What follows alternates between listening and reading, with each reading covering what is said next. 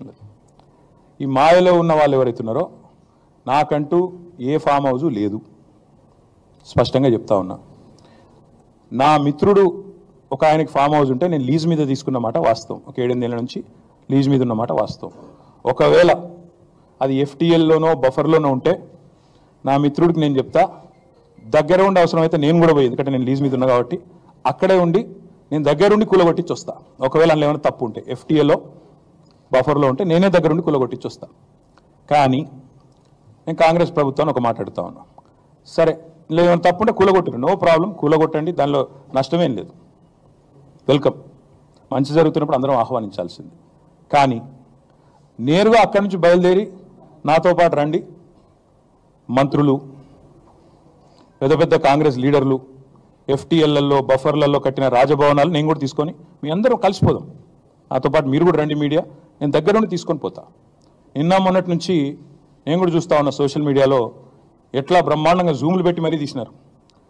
Google ఎర్త్తో అది Google maps ఏందో కానీ చాలా చక్కగా పెద్ద పెద్ద కాంగ్రెస్ నాయకులు పేర్లు చెప్పమంటారా, రెవెన్యూ మంత్రి గారు పొంగులేటి శ్రీనివాసరెడ్డి గారు, తర్వాత కేవీపీ రామచంద్రరావు గారు, ఆ తర్వాత పట్నం మహేందర్ రెడ్డి గారు ఎఫ్టీఎల్లో, తర్వాత ఇంకెవరున్నారబ్బా సుఖేందర్ రెడ్డి గారు కౌన్సిల్ చైర్మన్ గారు, తర్వాత మన ఉన్నారు మధు యాష్కి గారు, ఇంకా చాలామంది ఉన్నారు. ఇంకొకటి కూడా ఉంది, రేవంత్ రెడ్డి గారిది కూడా ఏడుందో నేను చూపెడతాను మీకు. మీరు వస్తా అంటే రేవంత్ రెడ్డి వ్యవహారం కూడా చూపెడతా, ఎక్కడుందో మీకు శాటిలైట్ మ్యాప్లు పంపుతా, చూసుకోండి. నేను ఏమంటున్నా అంటే ఐ వెల్కమ్. ఎక్కడ నా పేరు మీద ఏదో మీడియాలో ఏదో వేసేసి ఏదో జరిగిపోయింది ఏమో అయిపోతుంది, ఆడేమైనా తప్పుంటే కొట్టండి, నేను ఎందుకు వద్దంట, వెల్కమ్. నా పేరు మీద ఏ ప్రాపర్టీ లేదు, లీజ్ మీద నేను ఉన్నాను. మా ఫ్రెండ్ నన్ను తిట్టుకుంటాడు కావచ్చు ఈ మాట చెప్పినందుకు, ఇంతెందుకు మాట్లాడినారో నాయన నువ్వు అని, జీవితాంతం తిడతాడు కావచ్చు, పర్వాలేదు. నేను తప్పు జరిగితే దాన్ని కూల్చడంలో నేను దగ్గరుండి సహకరిస్తా. ఆడికెళ్ళి అట్లే కలిసిపోదాం, అదే హైడ్రానో అమీబానో ఏదో ఉంది కదా దాన్ని తీసుకొని ఆడికెళ్ళి పోదాం. हमारे कॉरपोरेटर्स ने मेयर साहिबा से कमिश्नर के पास जाकर वो जो हाइड्रा बनाया गया है उसको हमने बताया है कि वो उसका कोई लेजिस्लेटिव लीगल बैकिंग नहीं है, उसको वो पब्लिक डोमेन में है। और फिर हमारे एमएलए कौसर साहब जाकर चीफ सेक्रेटरी को भी बोले हैं, ये बात हम बोले हैं।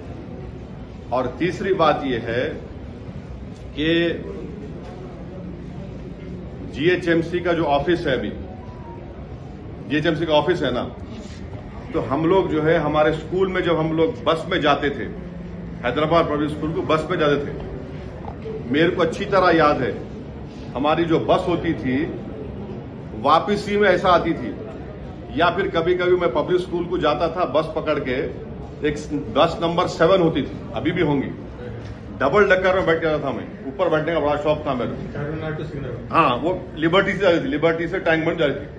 वहां पर जहां पर जीएचएमसी का ऑफिस है वहां पर एक वाटरफॉल था, मैं ही देखा सो हूं।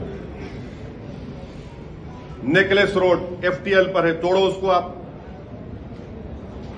नेकलेस रोड एफटीएल पे है, बोल रहा हूं मैं आपको, तोड़ते आप उसको, तोड़ना चाहिए ना भाई, कौन रोक रहा आपको, एफटीएल है।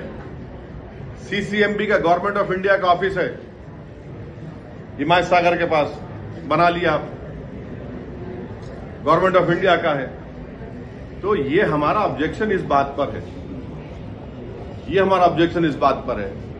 और फिर जहां पर निजाम के जमाने में जब उन्होंने हुकूमत थी उनकी, तो उन्होंने एक उसको क्या बोलते, तोन बोलते, क्या बोलते हो, पत्थर को, हाँ नहीं वो स्टोन्स लगाते थे कि ये एफटीएल है, स्टोन्स लगाते थे, अभी भी है वो, देख लो आप जाके।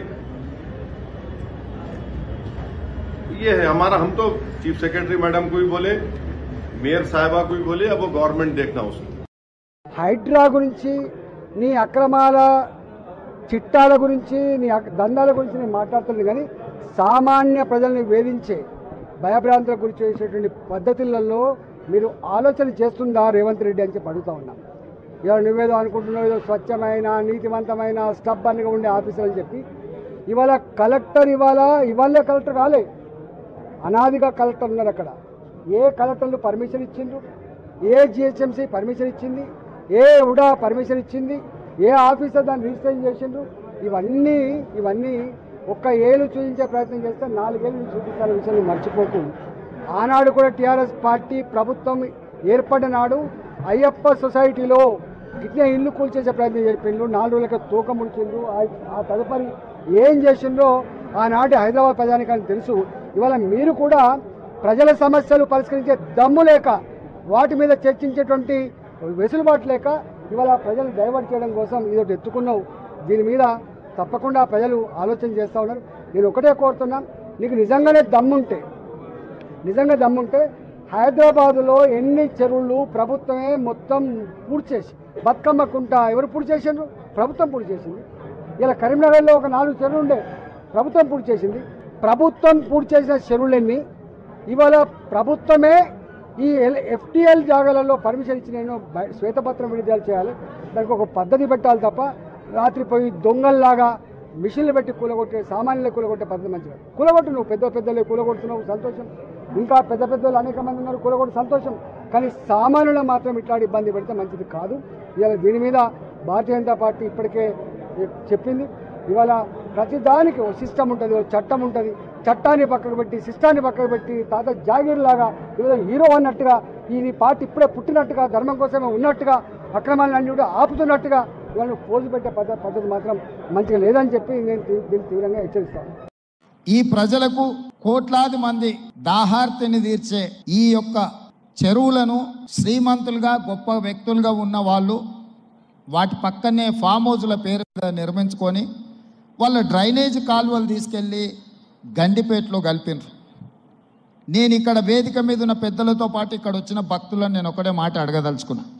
ఇవాళ వాళ్ళ విలాసవంతమైన జీవితం కోసం నిర్మించుకున్న ఫామ్ హౌజులలో నుంచి వచ్చే డ్రైనేజ్ గండిపేటలో హిమాయత్ సాగర్ తాగునీటిలో కలిపితే ఆ నీళ్లు హైదరాబాద్ నగరానికి తాగడానికి సరఫరా చేస్తుంటే వాళ్ళు నిర్మించిన అక్రమ నిర్మాణాలను వదిలేస్తే ఇక నేను ప్రజాప్రతినిధిగా విఫలమైనట్ట కాదా మీరు ఒక్కసారి ఆలోచన చేయండి. అందుకే ఒత్తిడి వచ్చిన మిత్రులకు ఫామ్ హౌజులు ఉన్నా ఏవి వదలకుండా హైడ్రా అనే ఒక సంస్థను ఏర్పాటు చేసి తెలియకుంటేనే ప్రజాప్రతినిధులం కొన్ని మన దినచర్యల్లో భాగంగా కొన్ని తప్పిదాలు చేస్తుంటాం. తప్పుదలు తెలవకుంటేనే కొన్ని తప్పులు జరిగిపోతుంటాయి. మరి ఆ ఖాతాను సవరించుకోవడానికి, ఆ బ్యాలెన్స్ షీట్ను సవరించుకోవడానికి తెలిసి కొన్ని మంచి పనులు చేయాలని నేను ప్రగాఢంగా విశ్వసిస్తున్నా, నమ్ముతున్నా.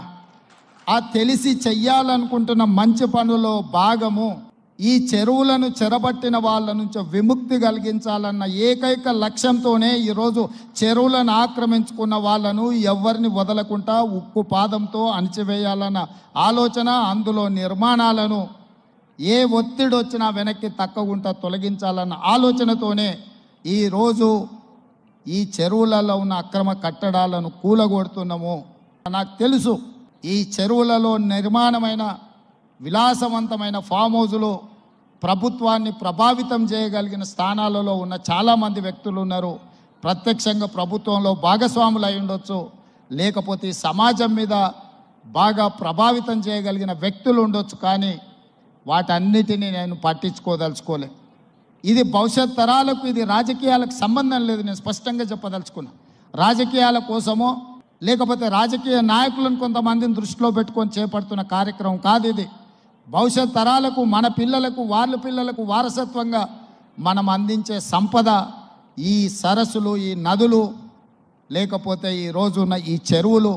ఈ ప్రకృతి సంపదను మనం విధ్వంసం చేస్తే ప్రకృతి మన మీద కక్ష కడుతుంది.